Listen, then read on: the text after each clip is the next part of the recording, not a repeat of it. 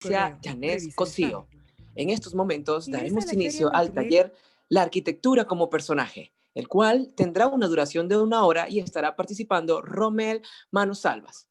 Le invitamos a ponerse cómodo, recordándole que el micrófono y el video estarán inhabilitados para los espectadores durante toda la actividad. En la parte inferior de su pantalla está el icono de mensajes para que pueda realizar sus preguntas. Que lo disfruten.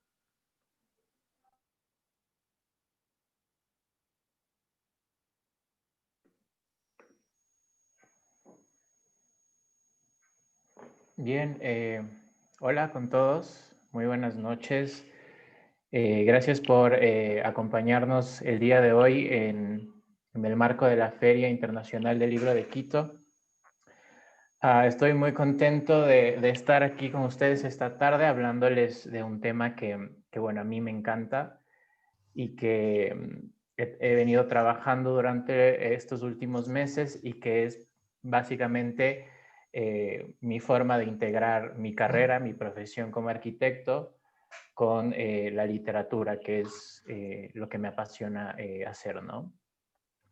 Entonces voy a compartirles pantalla porque he preparado una pequeña exposición sobre esto. Bueno, ok. Bien, mucha gente en general, y he recibido muchos comentarios al respecto, no tiene como una claridad acerca de en qué se relaciona la arquitectura con la literatura, más allá de ser un mero escenario, ¿no? Un telón de fondo dentro de las historias.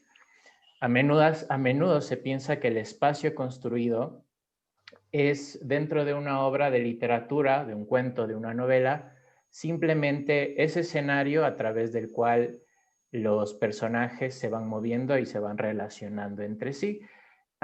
Pero esto no es del todo cierto, ¿no? Y eso es lo que quiero compartir con ustedes el día de hoy.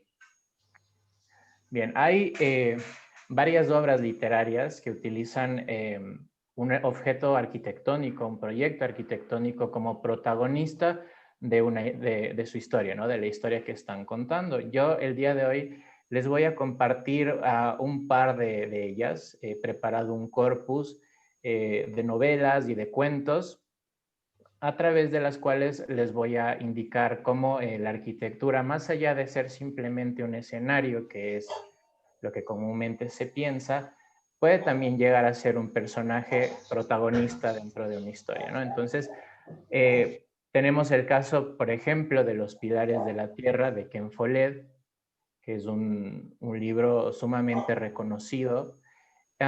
Y la historia de este libro gira en torno a la construcción de una catedral gótica en la Edad Media.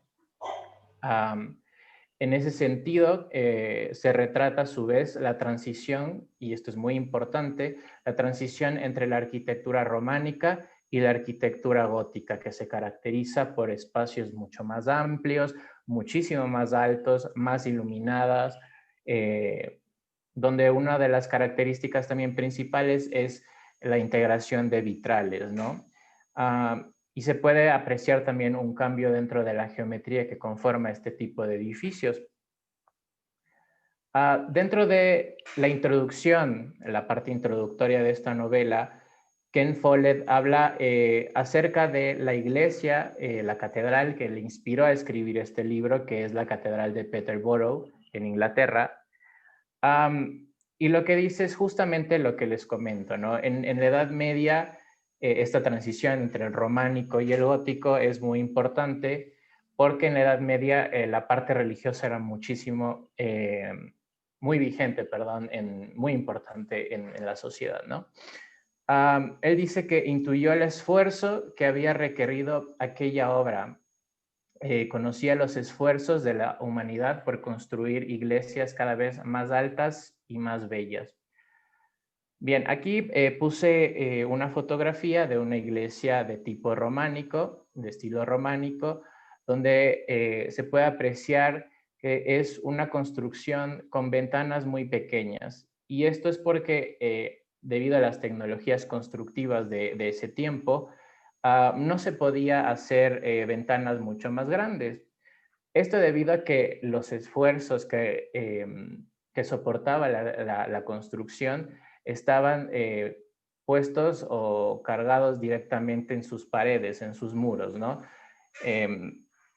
Los muros en la arquitectura románica tendían a ser extremadamente gruesos y no se podría hacer vanos o huecos para configurar las ventanas, y por eso era un tipo de arquitectura muy oscura que también debido a la iluminación en la parte interior se apreciaba como oscura, pequeña, estrecha, y lo que se deseaba era que los templos comenzaran a representar los ideales religiosos, comenzaran a representar la divinidad, ¿no? En ese sentido, la transición hacia la arquitectura gótica y el cambio en la morfología y en la estructura de estas obras es súper evidente. Esta es la catedral de Peterborough, que es justamente la que inspiró a la escritura de Los Pilares de la Tierra de Ken Follett. Y como pueden apreciar, es una obra arquitectónica que, a diferencia de la anterior, ya es muchísimo más alta, se caracteriza mucho por que tiende a ir hacia arriba, ¿no? Sus pináculos, sus arcos ojivales, etcétera, tratan de hablar sobre un elemento arquitectónico que está mucho más cerca del cielo, ¿no? Que está mucho más ligado a la divinidad. Por lo general, la construcción de las catedrales, los templos en la Edad Media, tomaban muchísimos años, ¿no? Y creo que esta fue justamente la razón por la cual el libro de Follett es una novela muy, muy extensa, abarca un poco más de 1000 páginas, y a través de ella retrata la vida de varias familias a través del tiempo, es decir, es una novela familiar generacional, pero que, a diferencia de otros libros, como por ejemplo Cien años de soledad, que también es una saga familiar, ¿no? Que se da durante 100 años, si comparamos el paginaje es mucho menor, ¿no? Yo me pregunto, ¿qué podría pasar o qué podríamos hacer si tomáramos como ejemplo de escritura o como inspiración para escribir la iglesia de la Compañía de Jesús de aquí de Quito, un templo barroco que se tardó 160 años en ser construido, ¿no? Me parece muy interesante y quiero que lo tengan como súper presente, porque después vamos a hacer un pequeño ejercicio. Bien, otra novela que la trama gira alrededor de un objeto arquitectónico es justamente Nuestra Señora de París, la novela que inspiró la famosa película de Disney, El Jorobado de Notre Dame, ¿no? Acá, igual que pasa con Los Pilares de la Tierra, la Catedral de Notre Dame es el personaje central. Y esto también se da debido a la intención de Víctor Hugo al escribir esta novela, ¿no? Víctor Hugo escribió este libro como una manera de proteger esta iglesia que en el siglo XIX, perdón, tenía riesgo de desaparecer.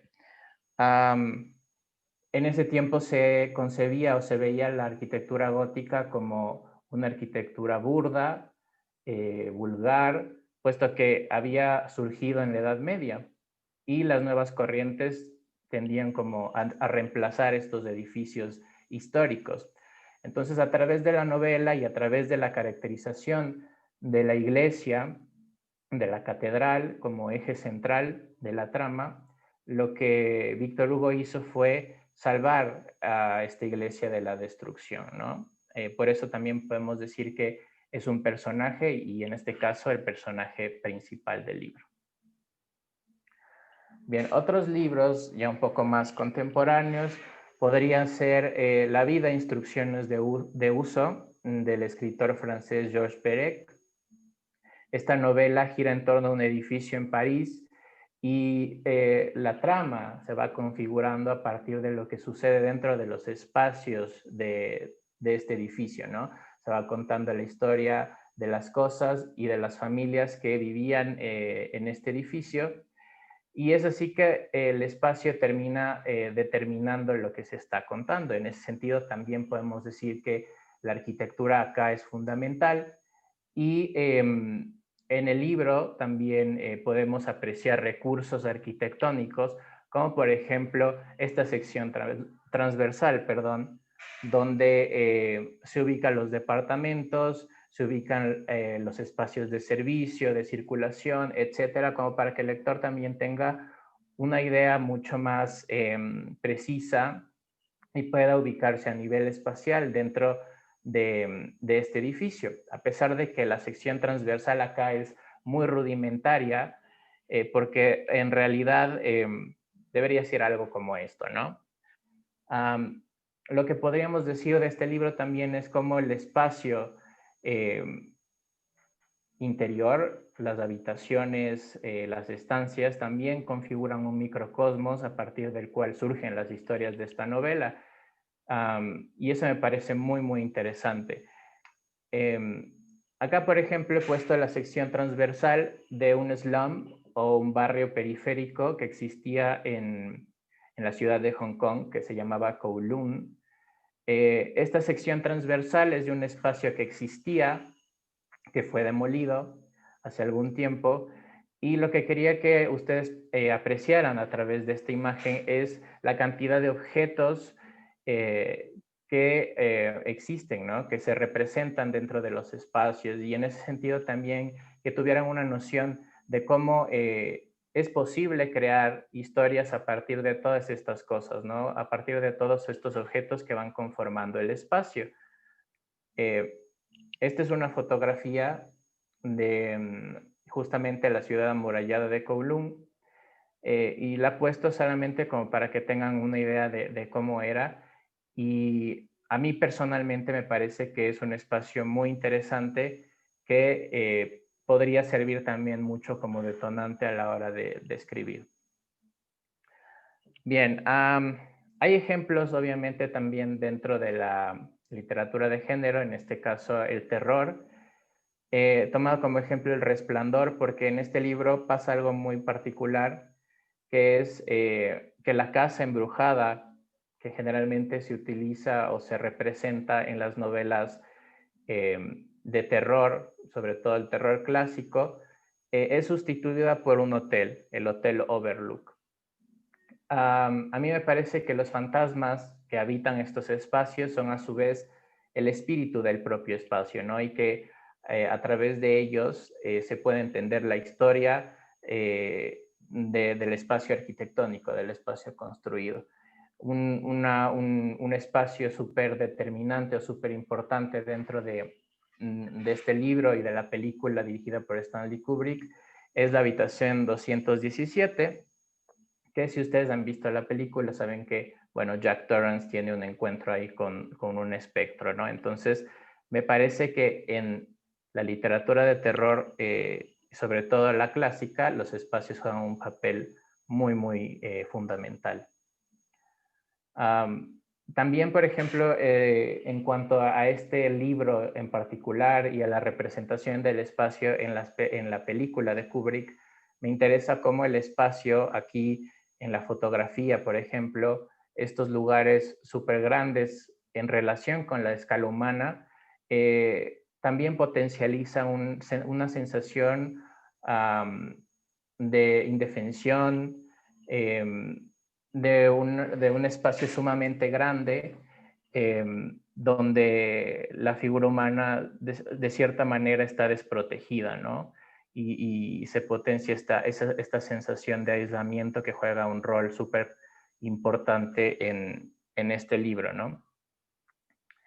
En esa misma línea hay otro libro de Stephen King que me gusta muchísimo, que se llama La tienda, en inglés Needful Things, donde justamente es esta tienda la que le permite al antagonista establecer su influencia dentro de un pueblo, ¿no? Un pueblo ficticio, y Stephen King es como, tiene muchos ejemplos de pueblos y espacios ficticios en sus obras, como podría ser Castle Rock, pero es aquí a través de la tienda cómo el antagonista opera, ¿no? Y en ese sentido también el espacio se convierte como un anexo del cuerpo del protagonista y a su vez como un personaje central dentro de la historia. Otro ejemplo de novelas de género de terror en la misma línea del Resplandor de Stephen King podría ser La maldición de Hill House de Shirley Jackson, donde el espacio construido, la casa, viene a jugar un papel muy parecido, ¿no? Y ya saliendo un poco igual del terror y viniendo para Latinoamérica, Uruguay, hay un escritor que se llama Juan Carlos Donetti, que algunas de sus novelas están ambientadas en Santa María, que es una ciudad ficticia. En el caso del astillero, el astillero potencia esta atmósfera que hay dentro del libro de falsedad, de farsa, de sin razón, y en ese sentido también se configura como un personaje importante.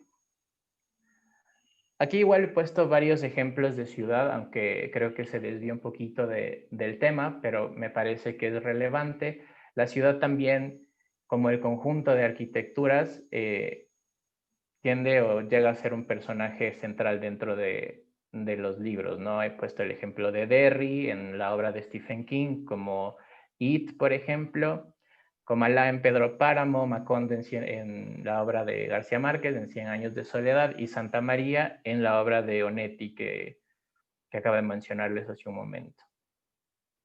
Bien, el espacio no juega un papel importante solamente en las novelas, sino también en algunos cuentos, y un ejemplo de esto es el cuento Casa Tomada de Julio Cortázar.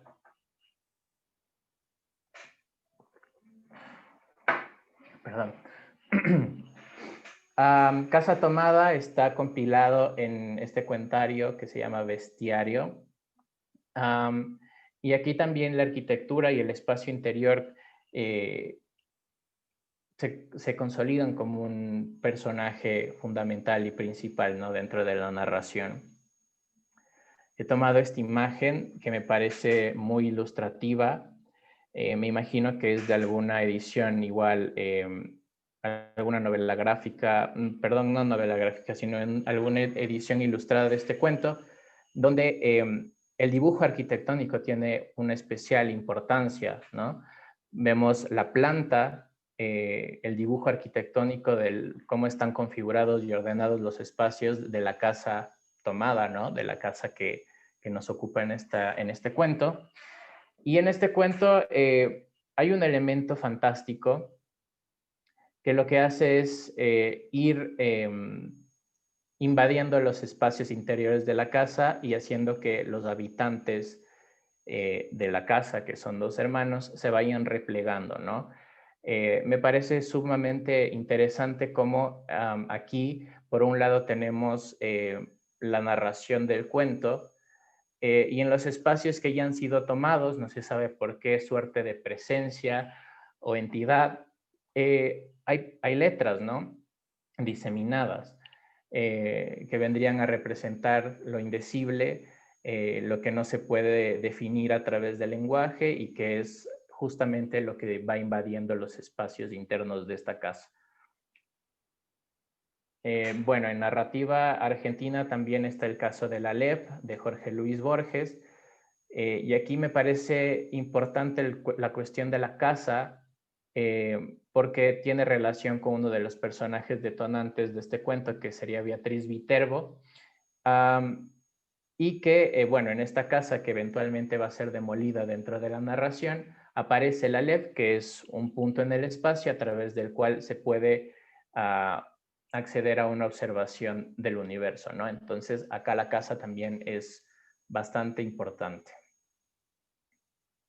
Bien, uno de los cuentos que he estado analizando con mayor profundidad estos últimos días ha sido La ventana indiscreta de Cornell Woolrich.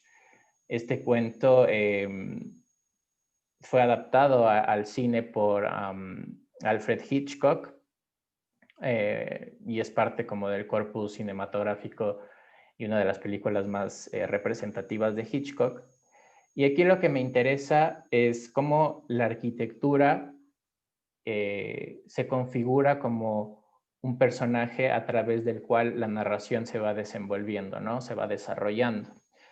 En ese sentido acá, la ventana que da nombre al cuento y que además es un dispositivo meramente arquitectónico que cumple funciones para la habitabilidad de un espacio como sería la ventilación, la iluminación, etcétera, y que también integra de forma visual el paisaje con el interior y la parte funcional de la arquitectura, se construye como un punto de observación a través del cual el personaje principal, el protagonista de este libro, de este cuento, perdón, que se llama Hal Jeffries, ejerce una suerte de omnisciencia con relación al resto del paisaje urbano que lo rodea. Y en ese sentido puede ver lo que sus vecinos hacen y dejan de hacer en sus respectivas casas, siempre mirando a través de la ventana. Me parece interesante esta frase del cuento que dice: el tercer edificio lo veía muy mal a causa de su emplazamiento.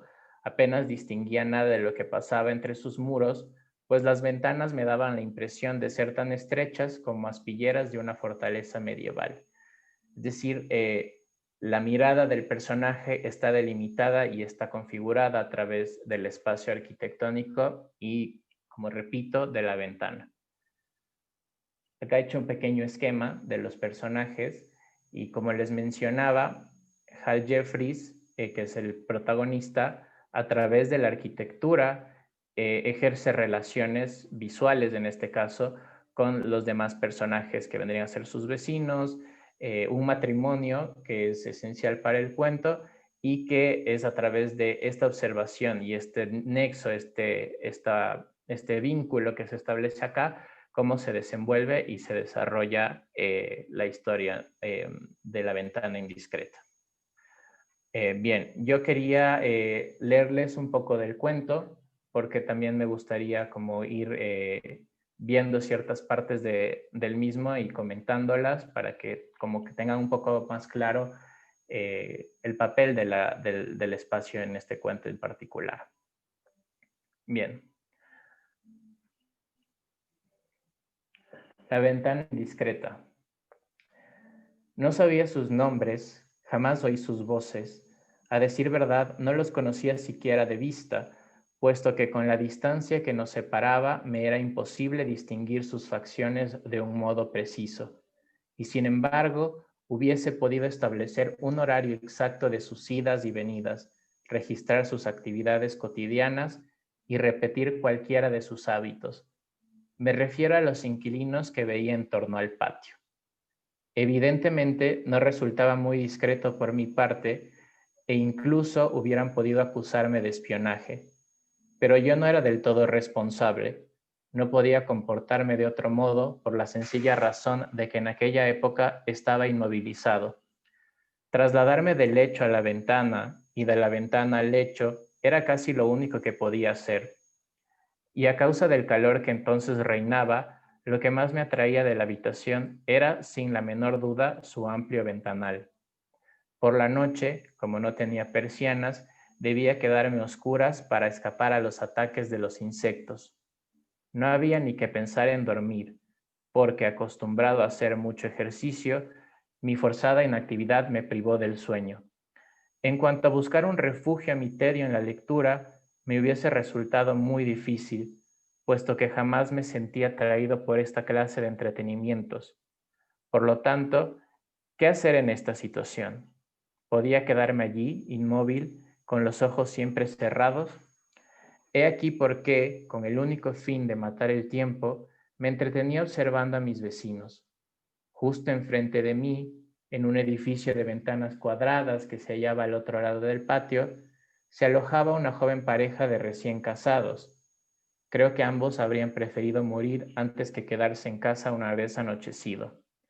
¿A dónde iban? Lo ignoraba, pero tenía tanta prisa por salir que invariablemente olvidaba apagar la luz antes de marcharse. Ni una sola vez, estoy bien seguro, ocurrió de otro modo. A decir verdad, no es que lo olvidaran por completo, era tan solo que no lo recordaban hasta el cabo de un momento e invariablemente también veía al marido regresar a todo correr cuando debían de estar ya en el extremo de la calle y precipitarse hacia su casa para apagar las luces, tras lo cual siempre tropezaba en la oscuridad al salir. Desde luego, aquella pareja resultaba muy divertida.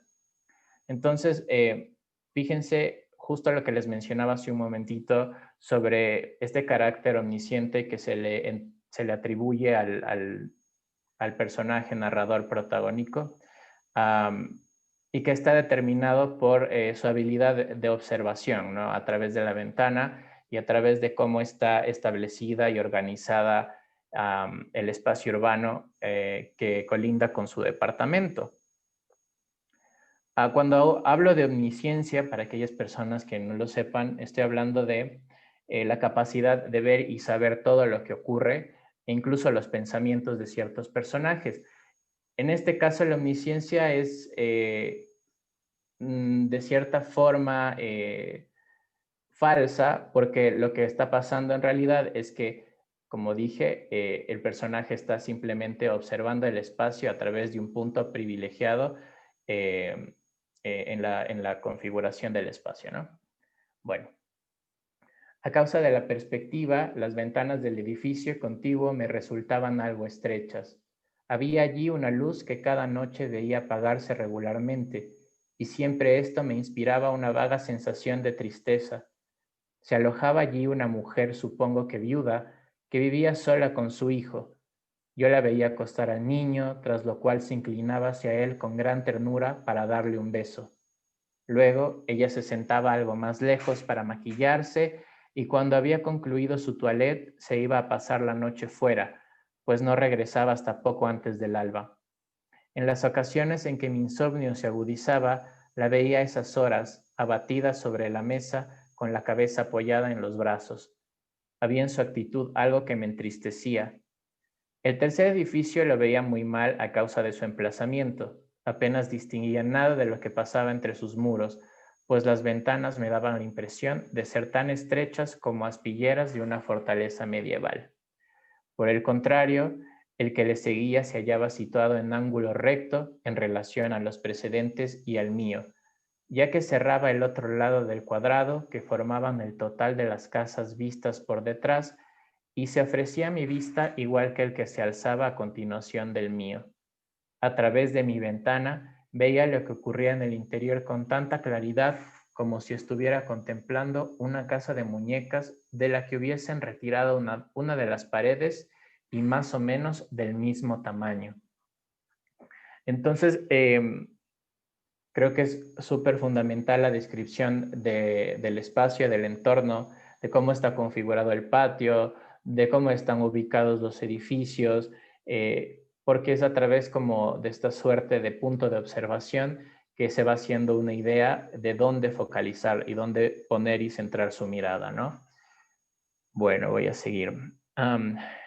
Era un edificio totalmente alquilado por apartamentos, pero a diferencia de los otros, fue construido ya con este propósito y no dividido después para formarlos.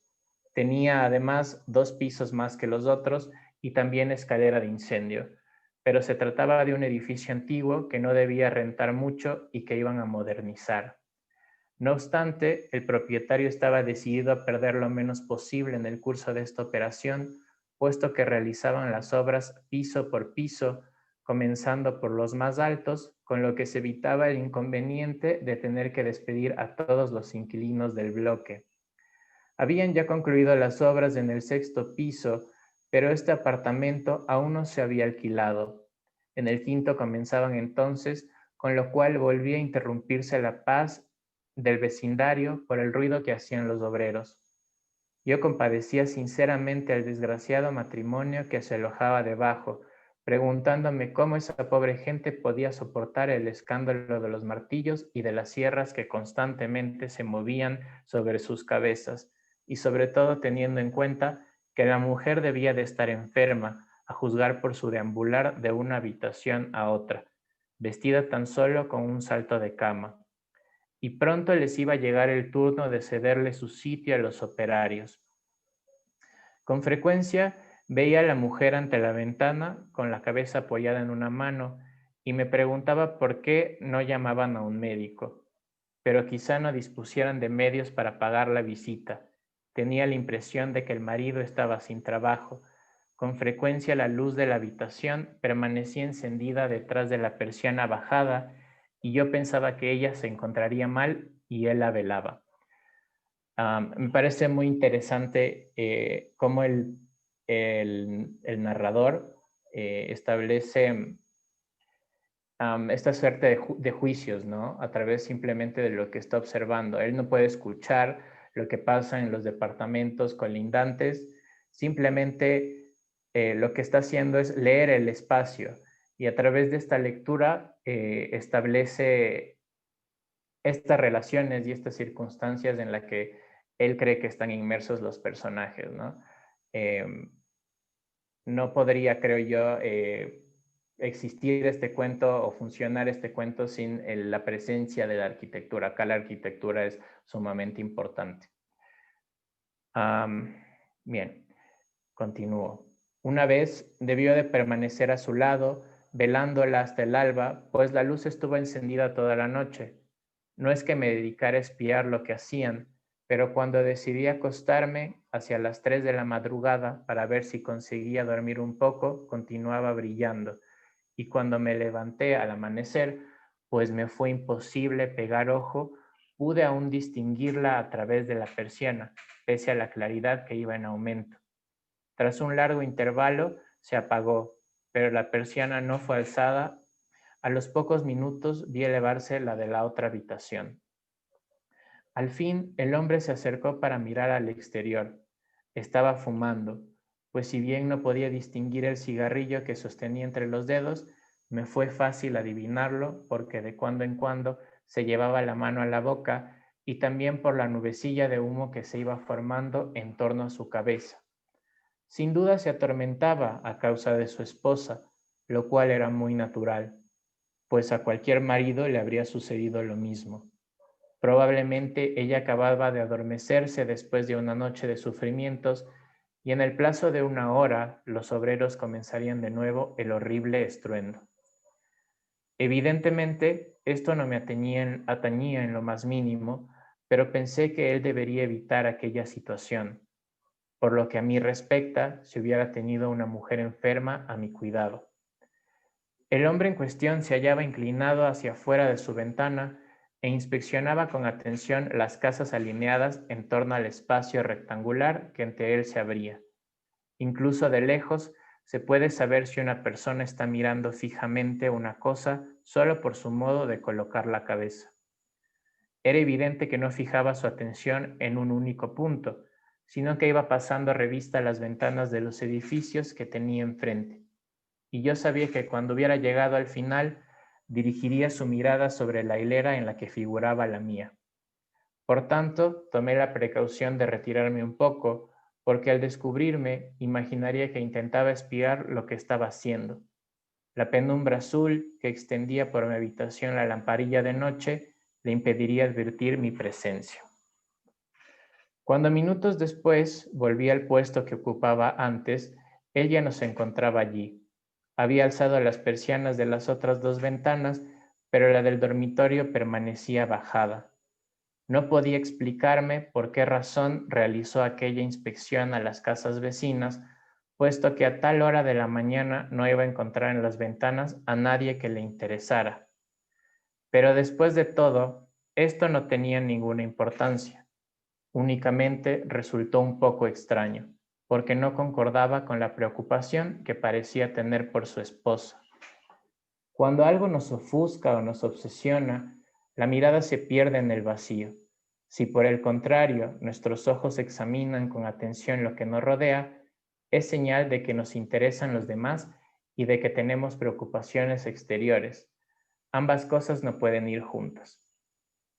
Pero era preciso estar reducido a una inactividad tan completa como la mía para fijarse en esos nimios detalles. A partir de aquel momento, y a juzgar por las ventanas en el apartamento en cuestión, no hubo movimiento. Sin duda, el hombre había salido o acabó por irse a dormir a su vez. 3 de las persianas estaban alzadas, tan solo la del dormitorio permanecía cerrada. Bueno, este cuento es un tanto extenso, entonces no lo voy a leer completo, pero me parece importante como ejemplo de cómo la arquitectura, el espacio, no simplemente es un escenario, sino que muchas veces configura también la historia a través de la mirada de los personajes.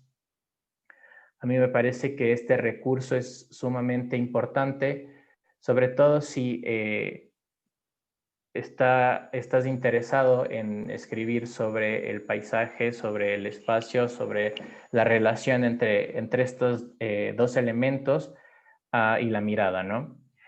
Bien, como se supone que esto es un taller, lo que me gustaría hacer es un pequeño ejercicio de escritura, eh, pero también debido al medio en el que estamos haciendo esta dinámica, no sé si más bien los ejercicios que hagan me los envíen si quieren a mi correo electrónico para yo poder revisarlos y comentarles. Pero bueno, el ejercicio es lo siguiente, ¿no? Yo he escogido algunas referencias de edificios y obras de arquitectura que se han hecho o han quedado simplemente en el papel y que me parece que son muy sugestivas y que pueden detonar algo en la escritura, ¿no? En este sentido, como todas las obras que hemos visto hoy, como personajes o como una parte fundamental de una narración. He puesto aquí, por ejemplo, esta imagen de lo que son las nubes de hierro del arquitecto ruso El Lissitzky, que es una arquitectura post-revolución rusa y que lo que intentaba era establecer estrategias para generar vivienda, ¿no? En un periodo donde la escasez de vivienda era un problema bastante fuerte en la ciudad, en Moscú. Me parece como imagen muy sugestiva y voy a presentarles igual algunas imágenes para que ustedes escojan y a través de ellas puedan hacer el ejercicio que les estoy proponiendo, ¿no? Otra de las imágenes y proyectos que a mí me gustan mucho y que me despiertan mucho la imaginación es el proyecto de la cúpula sobre Manhattan del arquitecto Richard Buckminster Fuller.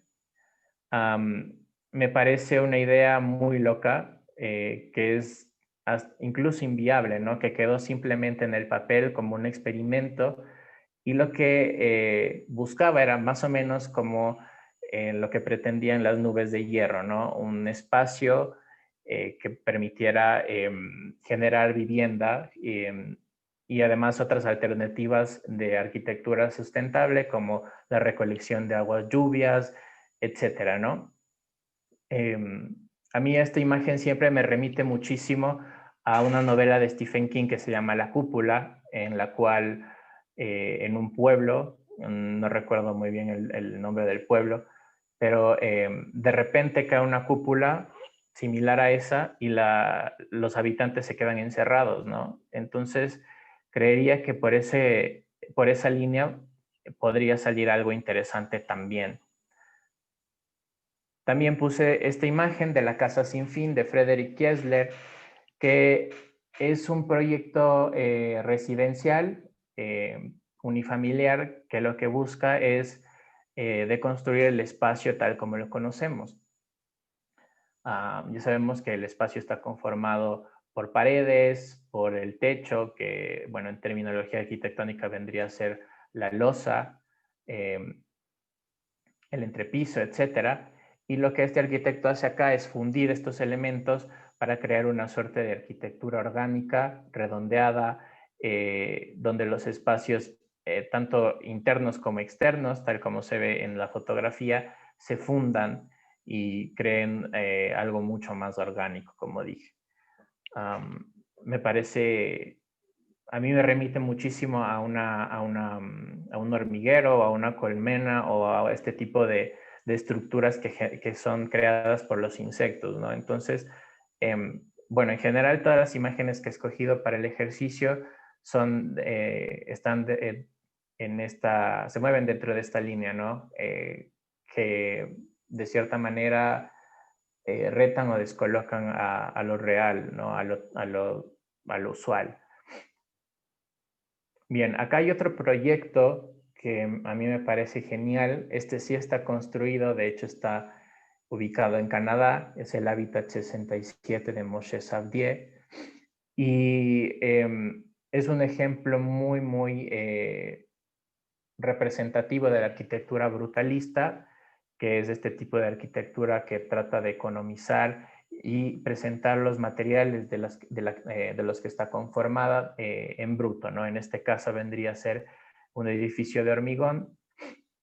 Y lo que me parece alucinante es como la configuración, perdón, la configuración volumétrica que me remite igual a un panal o a una estructura igual que el proyecto anterior, mucho más orgánica, a pesar de que está configurada por módulos de vivienda muy pequeños y en cierta forma tradicionales, porque son de líneas puras, rectas, ortogonales, pero que al ser imbricados de la manera en la que están hechos y como se ve en la fotografía, tienen un efecto muchísimo más dinámico y mucho más interesante, ¿no? Esto vendría a ser un ejemplo de lo que usualmente se denomina como un rascacielos horizontal. Y acá he puesto este otro edificio, que es una de mis obras de arquitectura favoritas, que es la sede de la televisión china. Está ubicado en Pekín y fue diseñado por el arquitecto Rem Koolhaas. Me parece que igual acá si bien se mantienen las líneas rectas, sí que hay un tratamiento del espacio y de la configuración volumétrica súper revolucionario, súper innovador, y que de cierta manera también lo que hace es enmarcar el paisaje y configurar espacios mucho más abiertos, mucho más en conexión con la ciudad y con el entorno inmediato. Me parece que es un edificio muy, muy interesante, ¿no?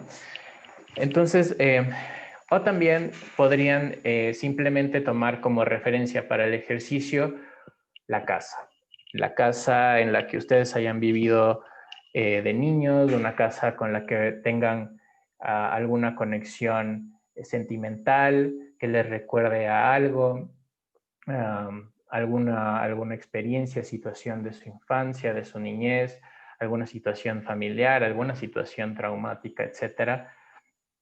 Creo que también podría funcionar muy bien, sobre todo para aquellas personas que escriben más desde la parte introspectiva, ¿no? Entonces, estas son las imágenes. Me gustaría, para aquellos que quieran participar y hacer el ejercicio, que escriban un texto de máximo una carilla y que me lo envíen a mi correo electrónico que está acá arriba, que lo pueden anotar, o a mi cuenta de Instagram, que igual está acá arriba el usuario. Creo que eso sería todo. Y nada, estoy abierto a las preguntas que tengan hasta que sea hora de cerrar el taller.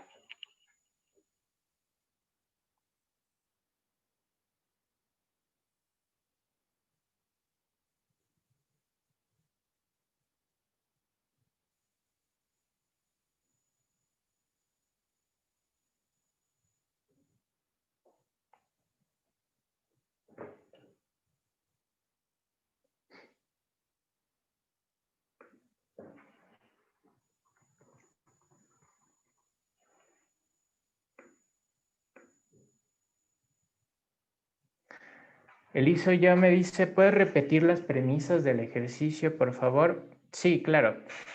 Yo les presenté aquí varias fotografías de obras de arquitectura que me gustaría que ustedes tomen como referencia o como detonante para escribir un ejercicio, un texto pequeño, donde justamente estos espacios arquitectónicos tomen el papel protagónico, ¿no? Sea un elemento fundamental dentro de sus textos. Aquí pueden escoger cualquiera de estas imágenes o también lo que les decía era que podían escoger una casa con la que ustedes tengan particular, un nexo emocional, sentimental específico y escribir a través de la imagen de esa casa, ¿no? La idea de este ejercicio es que el espacio construido se constituya como el personaje central.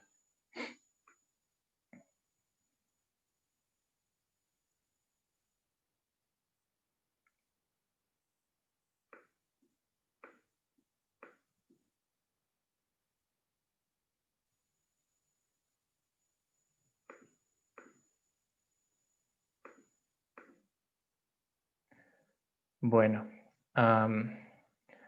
no sé si tienen más preguntas, si no, podríamos ya ir cerrando el taller.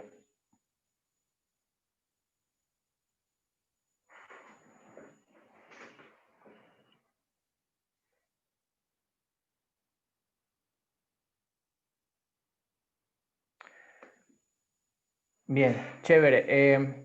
Bueno, entonces eso sería, creo que todo lo que quería compartirles hoy en este taller. No se olviden que el ejercicio es opcional. Si quieren hacerlo, me pueden enviar. Ahí está la dirección de correo a la que me pueden enviar el ejercicio o Instagram. No tengo ningún inconveniente. Que sea un ejercicio corto, máximo de una carilla, es decir, una hoja.